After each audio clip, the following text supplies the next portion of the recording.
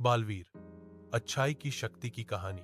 आसमान के पार, बादलों से भी ऊपर एक रहस्यमयी लोक है, परीलोक। इसी परीलोक में जन्म हुआ था एक विशेष बालक का, जिसका नाम था बालवीर। बालवीर साधारण नहीं था। उसके भीतर अच्छाई, साहस और न्याय की अद्भुत शक्तियां थीं। उसकी आंखों में सच्चाई की चमक और दिल में दूसरों की मदद करने का जज्बा था। बालवीर को पृथ्वी पर भेजने का उद्देश्य सिर्फ एक था, बुराई का अंत और अच्छाई की रक्षा। धरती पर आते ही उसने एक साधारण बच्चे का रूप धारण कर लिया, ताकि वह आम लोगों के बीच रह सके।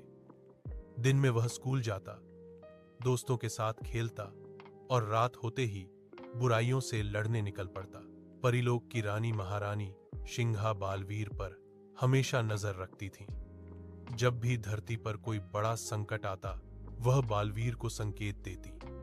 एक दिन धरती पर भयंकर तिम्नासा ने फिर से अपनी काली शक्तियों से आतंक फैलाना शुरू कर दिया। वह लोगों के मन में डर और नफरत भर रहा था। जैसे ही बालवीर को यह बात पता चली, उसकी आंखों में चमक आ गई। उसने अपनी जादुई शक्ति को बुलाया और पल भर में योद्धा रूप में आ गया।